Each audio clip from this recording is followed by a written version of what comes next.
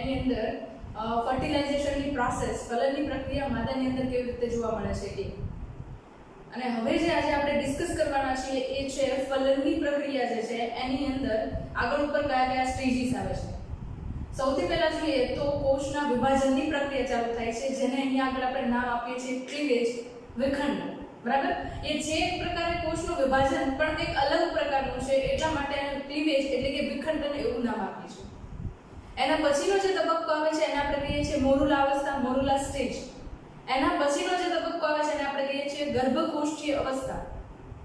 બરાબર? એટલે કે બ્લાસ્ટુલા સ્ટેજ અથવા તો બ્લાસ્ટુલેશન, ગર્ભકોષ્ઠીય પ્રક્રિયા. બરાબર? તો આ તબક્કા છે એમને આપણે ડિસ્કસ કરવાના છે. ઓકે, તો સ્ટાર્ટ કરીએ. ફર્સ્ટ ઓફ ઓલ જ્યારે ફલનની પ્રક્રિયા થાય છે અને ફલિતાંડ જે છે એ આપણને ઇસ્થમસ અને તુંબિકા અને ઇસ્થમસ પ્રદેશની અંદર જોવા મળે છે. એટલે કે એમ્ફિલરી ઇસ્થમસ રિજિયનની અંદર એક્ઝેક્ટલી આપણને ફલિતાંડ છે જોવા મળે છે. ફલિતાંડ એટલે બીજું કાંઈ નહીં, n નંબર ઓફ ક્રોમોઝોમ ધરાવતું હોય એવા પ્રકારના અંડકોષ સાથે શુક્રકોષ છે કે જેમની અંદર n નંબર ઓફ ક્રોમોઝોમ છે એ બંને જ્યારે એકબીજા સાથે મિક્સ થાય છે, ફલનની પ્રક્રિયા કરે છે, ત્યારે એના અંતે જે બને એને આપણે કહીએ છીએ ફલિતાંડ. ઇંગ્લિશમાં એને કહીએ છીએ આપણે ઝાયગોટ. હવે એ ઝાયગોટ જે છે એમની અંદર લગભગ 30 થી 36 કલાકના સમયગાળા છે. બરાબર? એક સ્ટેજ અહીંયા લેતા જઈએ. ફર્સ્ટ સ્ટેજ છે કયો? ફલિતાંડ છે, ઝાયગોટ છે. એ ઝાયગોટ જે છે એમની અંદર હવે કોષના વિખંડનની પ્રક્રિયા થાય છે, ક્લીવેજની પ્રોસેસ થાય છે. અને કેટલા કલાક પછી થાય તો કે એ જે છે સમયગાળો છે લગભગ 30 થી 36 કલાકનો સમયગાળો છે. એના પછી આ પ્રોસેસ છે સ્ટાર્ટ થાય છે. અને જ્યારે પહેલી વાર તમે જુઓ છો ત્યારે એ સમવિભાજન એટલે કે માઇટોટિક ડિવિઝન છે એમના વડે એક કોષમાંથી તમને બે કોષનું નિર્માણ થતું જોવા મળે છે. અને એ બે કોષો જે તમે જુઓ છો એ લગભગ ફલિતાંડના કદને બરાબર હોય છે, જેના કારણે આપણે એને ક્લીવેજ કહીએ છીએ, વિખંડન કહીએ છીએ. ઓકે, અહીંયા આગળ આપણે શું કીધું? અને સમવિભાજન કીધું. સમવિભાજન શા માટે કીધું? તો કે અહીંયા આગળ 2n હતું નંબર ઓફ ક્રોમોઝોમ, અને એ ક્રોમોઝોમ નંબર છે હવે પછીના દરેક કોષ વિભાજનના અંતે બનશે બધામાં સમવિભાજન પ્રકારનો હશે અને બધાની અંદર નંબર ઓફ ક્રોમોઝોમ 2n હશે. પણ પર્ટિક્યુલરલી જ્યારે આપણે સ્ટાર્ટિંગના લેક્ચર જોતા હતા અને ઇન્ટ્રોડક્શન લીધું હતું એમ્બ્રિયો માટે, બરાબર, એટલે કે ફલનની પ્રક્રિયા અને હ્યુમન રિપ્રોડક્શનને લઈને ઇન્ટ્રોડક્શન લીધું. એ લેક્ચર ઓલરેડી અવેલેબલ છે, જેની અંદર મેં તમને વાત કરેલી કે આપણે વિભાજન અને વિખંડન વચ્ચેનો ભેદ સમજશું. બરાબર? તો અહીંયા આગળ તમે જુઓ તો સાઇઝ જનરલી કેવી હોય જ્યારે વિભાજન થાય છે કોષનું, બરાબર, ત્યારે સાઇઝ કેવડી હોય તો કે જે કોષ પિતૃકોષ છે એના જેવડી એક્ઝેક્ટ સાઇઝ જે છે એ તમને બનતા બાળકોષોની અંદર જોવા મળશે. પણ વિખંડનની પ્રક્રિયા છે કંઈક અલગ છે. અહીંયા આગળ તમને જે પિતૃકોષ છે એમાંથી નિર્માણ પામતા બંને કોષો છે એમની એક્ઝેક્ટ સાઇઝ છે એ આના જેવડી હોય છે. એટલે ઇન શોર્ટ અહીંયા આગળ કદની અંદર એટલો બધો વધારો થતો નથી. તો એવા પ્રકારે જે છે એમને આપણે શું કહીએ છીએ તો કે એમને આપણે ક્લીવેજની પ્રોસેસ કહીએ છીએ, વિખંડનની પ્રક્રિયા કહીએ છીએ, જે સમવિભાજન પ્રકારે થાય છે. હવે પછી તો કે દરેક ટાઈમ પાસ થશે એમ કોષ વિભાજનની પ્રક્રિયા આગળ વધતી જશે. એટલે ધીરે ધીરે કરતા તમે જુઓ તો અહીંયા આગળ બે કોષીય અવસ્થા છે, 2 સેલ સ્ટેજ, એમાંથી હવે બનશે 4 સેલ સ્ટેજ. બરાબર? અને એની અંદર તમને 4 કોષો છે એમ મળશે.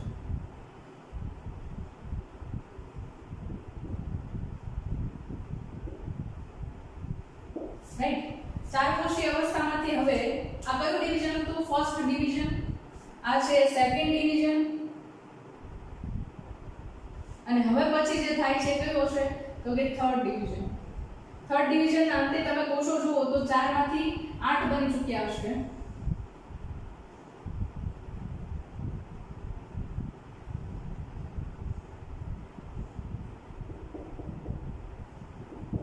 બરાબર? ઓકે, અહીંયા તમે જુઓ તો આ જે નિર્માણ પામતા તબક્કાઓ છે ને એની ફરતે તમને એક આ લેયર દેખાય છે. એ લેયર જે છે એ ઝોના રેડિયાટા, બરાબર, અને ઝોના પેલ્યુસિડા જે છે એમનું આવરણ જે છે એમને તમને જોવા મળશે. ક્યાં સુધી? જ્યાં સુધી બ્લાસ્ટુલા અવસ્થા સુધી નથી પહોંચતા ને ત્યાં સુધી એ આવરણ છે એમને જોવા મળે છે. જે અંદરની બાજુ રહેલા કોષોનો જથ્થો છે એમને એક પ્રકારે જકડીને રાખવાનું કામ કરે છે. બરાબર? ઓકે, થર્ડ ડિવિઝન થઈ ગયું. એના પછી લગભગ તમે ફોર્થ ડિવિઝનમાં પહોંચો છો અને એની અંદર તમે જુઓ તો કોષો જે છે એ કેટલા બની ગયા હશે? તો કે એ 8 કોષોમાંથી 16 કોષો છે એ નિર્માણ પામી ચૂક્યા હશે.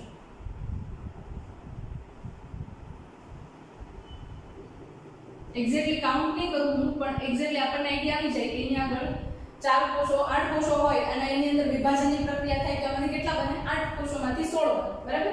તો આ 16 કોષીય અવસ્થા થઈ અને આ 16 કોષીય અવસ્થા છે લગભગ તમને 4 થી 5 દિવસ ફલિતાંડ બની ગયા થાય એના પછી તમને જોવા મળશે.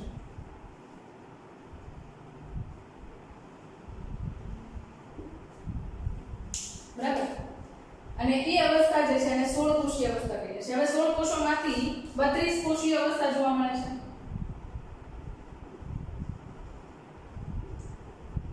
જ્યારે 5th ડિવિઝન કમ્પ્લીટ કરે ત્યારે તો એક્ઝેક્ટલી તમને જે આ સમયગાળો જોવા મળે છે કે જેની અંદર 16 કોષીય કે 32 કોષીય અવસ્થા જોવા મળે છે એને આપણે નામ આપીએ છીએ મોરુલા અવસ્થા.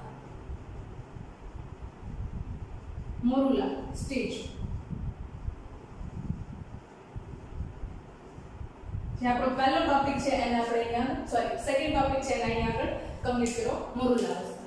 હવે મોરુલા અવસ્થાની અંદર તમને જે કોષો જોવા મળે છે કેવા છે? તો કે એકદમ સખત કોષોનો સમૂહ છે, સોલિડ સેલ માસ છે, જેની વચ્ચે થોડા ઘણા પ્રમાણમાં પણ તમને અવકાશ મળશે નહીં. હવે પછીનો જે તબક્કો છે એની અંદર તમે શું જુઓ છો? તો કે એની અંદર હવે પછી આ 16 કોષીય માસ કે 32 કોષીય માસ કે જેને આપણે મોરુલા અવસ્થા કહીએ છીએ એ ધીરે ધીરે કરતા ગર્ભકોષ્ઠીય અવસ્થા તરફ આગળ વધે છે. બરાબર? ધીરે ધીરે કરતા ગર્ભકોષ્ઠીય અવસ્થાની અંદર આગળ વધે છે અને એ ગર્ભકોષ્ઠીય અવસ્થા છે એની અંદર જોઈએ તો આ 32 કોષીય કોષોનો સમૂહ હતો. બરાબર? એ ધીરે ધીરે કરતા 2 કોષોના સમૂહની અંદર વિભાજિત થાય છે. એક જે છે એમને બાહ્ય કોષીય આવરણ અથવા તો આઉટર લેયર કહીએ છીએ અને બીજું ઇનર સેલ માસ એટલે કે અંતઃકોષ સમૂહ છે એવું આપણે 2 પાર્ટની અંદર ડિવાઈડ કરીએ છીએ.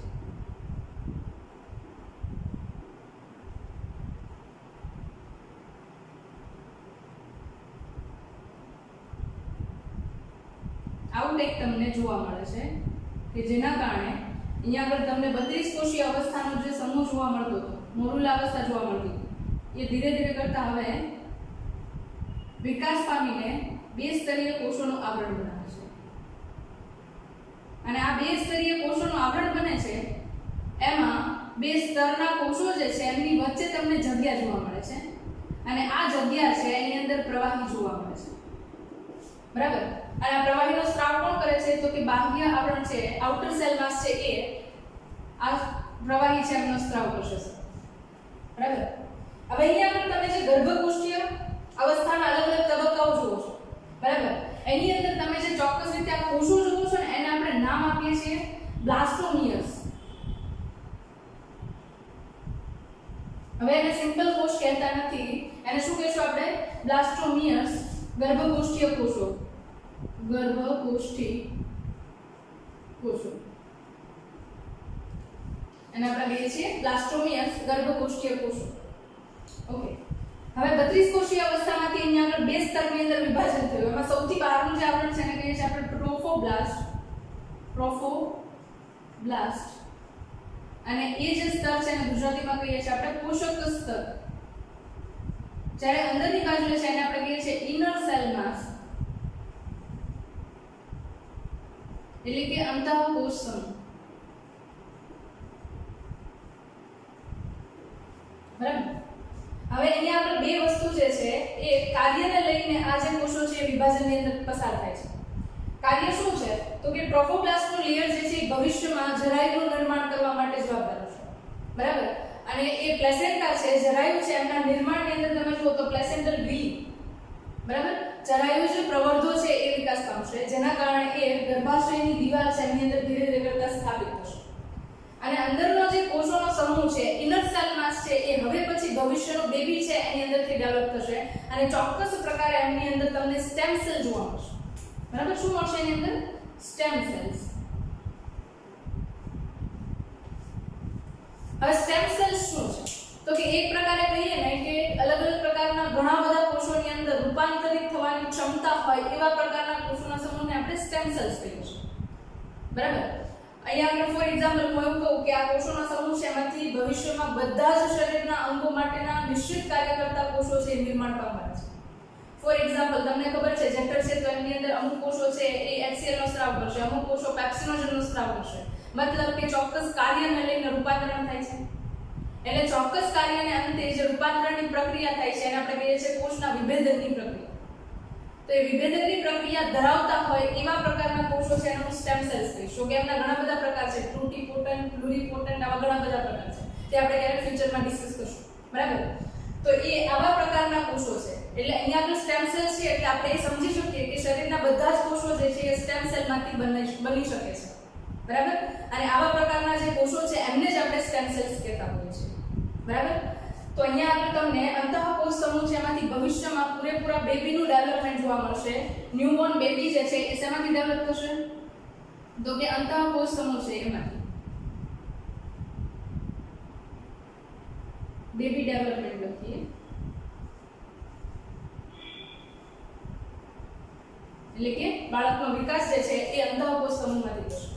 અને ટ્રોફોબ્લાસ્ટ તરીકે જે તમને સ્તર જોવા મળે છે એમાંથી જરાયુનું નિર્માણ થશે, એમ્નિયોન, એલેન્ટોઇસ, જર્દી કોથળી, યોક સેક, બરાબર. એ બધી વસ્તુ છે તમને ટ્રોફોબ્લાસ્ટમાંથી નિર્માણ પામતી જોવા મળશે. અને આ તબક્કે તમે જુઓ તો અહીંયા આગળ ટ્રોફોબ્લાસ્ટનું સ્તર જે છે એ ગર્ભાશયની દિવાલ છે જેને આપણે એન્ડોમેટ્રિયમ વોલ કહીએ છીએ. બરાબર. એની અંદર સ્થાપિત થવા માટે હવે એ રેડી છે. એન્ડોમેટ્રિયમની જે દિવાલ છે ગર્ભાશયની દિવાલનું અંતઃ આવરણ છે એની અંદરની દિવાલ છે એની અંદર હવે એ સ્થાપિત થવા માટે રેડી છે. એટલે ધીરે ધીરે કરતા જુઓ ને તમે તો આ જે સેલ છે આઉટર સેલ માસ પોષક સ્તરના કોષો છે ટ્રોફોબ્લાસ્ટનું લેયર છે એની અંદરથી આવા પ્રવર્ધનો વિકાસ થવા માંડે છે. અને આ પ્રવર્ધો છે એમને આપણે નામ આપીએ છીએ વિલી. ખાસ કરીને કોરિયોનિક વિલી જે છે એમનું ડેવલપમેન્ટ થવાનું છે. ઓકે. એ વિલી ડેવલપ થાય છે એની સાથે આ ટ્રોફોબ્લાસ્ટના જે લેયર છે એ અમુક પ્રકારે લાઇટિક એન્ઝાઇમ્સ છે એમને છોડે છે. લાઇટિક એન્ઝાઇમ્સ છે ચોક્કસ રીતે લાઇસિસની પ્રોસેસ કરે છે એટલે તોડવાની પ્રક્રિયા કરે છે. કોને તોડશે? તો કે એન્ડોમેટ્રિયમની દિવાલ છે એકદમ હ્યુજલી ડેવલપ થઈ ગઈ છે, બહુ સરસ રીતે વિકાસ પામી ચૂકી છે. બરાબર. એટલે હવે એ વિકાસ પામી ચૂકી છે તો એની અંદર આ ગર્ભને સ્થાપિત થવાનું છે તો એ લાઇટિક એન્ઝાઇમનો સ્ત્રાવ કરશે જેના કારણે દિવાલ જે છે એ ગર્ભાશયની દિવાલ છે થોડા ઘણા પ્રમાણમાં તૂટે અને તૂટશે તો એમ્બ્રિયો જે છે વિકાસ પામતી અહીંયા આગળ ગર્ભકોષ્ઠી અવસ્થા છે એ અંદરની બાજુએ દાખલ થશે. બરાબર છે. એ ગર્ભકોષ્ઠી અવસ્થા છે એ અંદરની બાજુએ દાખલ થશે.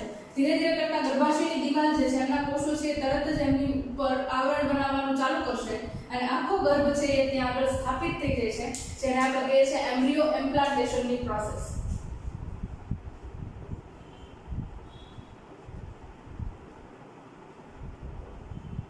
ગર્ભ સ્થાપનની પ્રક્રિયા.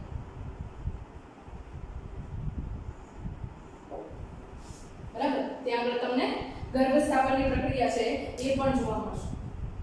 રાઈટ. તો આ રીતે આખા અલગ અલગ તબક્કાઓ છે એમની અંદરથી પસાર થઈને ગર્ભ વિકાસની તબક્કાઓ છે એ જોઈએ છે આપણે. એક છેલ્લું નામ આપી દઉં અહીંયા આગળ. બ્લાસ્ટુલા સ્ટેજ ગર્ભકોષ્ઠી અવસ્થા.